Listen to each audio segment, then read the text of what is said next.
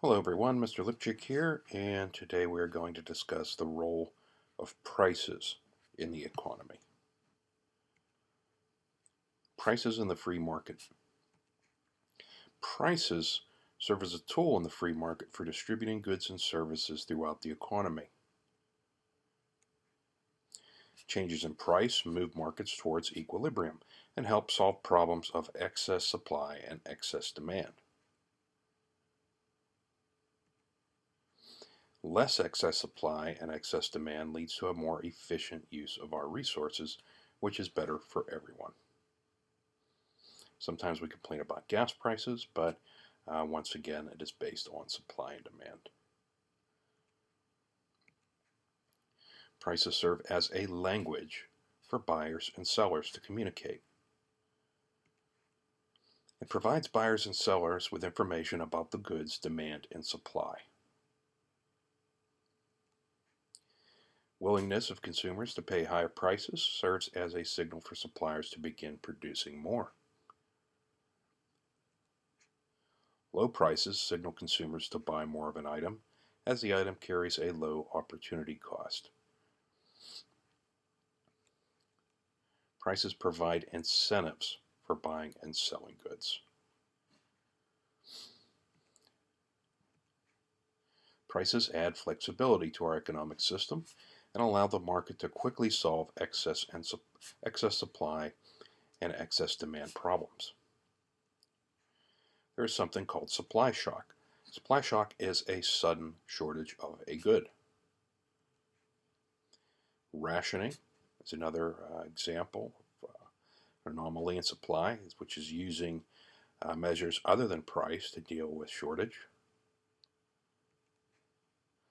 And prices resolve a supply shortage much faster than rationing, as prices will rise and reduce demand. As you recall, in order to have demand, you must not only have the desire for something, but also the ability to pay for it. People will adjust their own consumption based on what they can afford. Also, if the shortage is great enough and there's enough and the prices go high enough, other producers will see that and they will get into the market and begin producing more also, which will of course drive the price back down.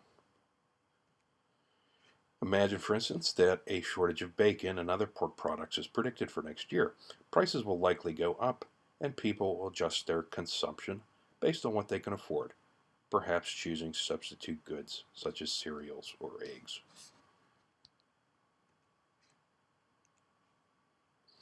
A price system is free in that no central planning agency has to be used in order for them to work. In communist countries such as the former USSR, huge government bureaus had to be employed to study and plan for the production and distribution of goods. The agencies created inefficiencies by trying to direct the market and direct resources towards their own existence and perpetuation. So you had these massive bureaucracies making decisions about the market very inefficiently, and they were preoccupied with keeping their own power. The most famous of these was the Soviet Gosplan, Central Planning Agency, which really was the economic nerve center of the Soviet Union. And as much as they raised production, since there were no alternatives, the quality of the good was often bad, and it didn't matter how cheap it was or how plentiful it was because it was lousy. So there were numerous problems when you did not have a free market in operation. Prices allow for a variety of consumer goods on the market. In the USSR, goods were expensive, scarce, and of poor quality. Car ownership was low, and the customers had one choice and very long waits. You might wait 10 years to get a car. And with prices, however, consumers can choose from a variety of goods from very expensive to very economical. Okay, at the top you see the Cadillac Escalade for $71,000.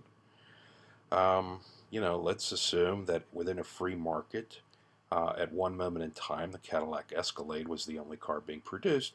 Eventually, somebody would look around and say, hey, you know what? These people with less money would like cars too. And I could probably make a big profit by selling a medium income range car and one for low income people like the Chevy Spark. And that's what makes the market work efficiently. And that's what allows prices to provide people with a high standard of living. Rationing. Rationing is a non-price system used in an attempt to fairly distribute essential goods. Communist nations ration as part of their political beliefs that every person should be economically equal. Now, what makes sense on a moral level and a theoretical level does not always translate into practical applications. Rationing has been used by the U.S. during World War II because of a huge need for food, steel, and fuel to be directed towards military uses.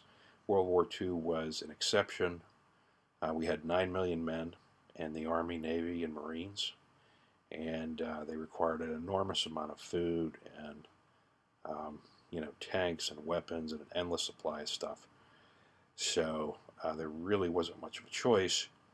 The ration stamps were simply to make sure that while we were supplying the Army, we had enough food for the civilian population. But you only got so much of it per week. Another major problem with rationing is the emergence of a black market. Black market is a market in which goods are sold illegally outside of the normal channels of commerce. Usually when there's rationing, it's a law that you can only buy so much. But the black market, if it's operating in a rationing system, you could buy as much as you want if you're willing to pay. When rationing occurs, some people will work outside the law and buy or sell what is supposed to be rationed. Human behavior is imperfect, and there will always be an enterprising but not very ethical person who is ready to do this. So the black market or underground economies are encouraged when there is rationing. In the USSR, people would pay huge sums for banned goods that were made in the U.S. There's a story about a journalist walking down the street, and people would walk up to him and offer to buy his jeans off of him because in the Soviet Union you couldn't get jeans. They all wanted blue jeans, but they didn't exist there. And people would sell everything from needed supplies to luxuries. And people would make backroom deals, and by the time you got up to your place in line with your ration coupon, the shelves were empty. Prices are also very efficient. Prices are the most efficient way to purchase goods and services because they will eventually go to the person who is most willing to pay for them. If the goods and services are not wanted, their prices will drop to a point where producers will no longer manufacture them. This allows resources to be directed towards creating things that people want. The Ford Edsel, which you see there, cost millions of dollars to manufacture and market, but it was never popular, continued to lose popularity, and Ford eventually had to stop making them in 1960. There is a profit incentive when prices are involved. Prices of goods that are in high demand will rise, encouraging manufacturers to produce the goods to meet the demand, leading to an abundant economy. They will do this in the hope of making a profit. And prices will also encourage workers to seek the highest wage for their labor, maximizing their economic well-being. Whereas in the Soviet Union, everyone was paid the same, whether they were skilled or unskilled, productive or unproductive.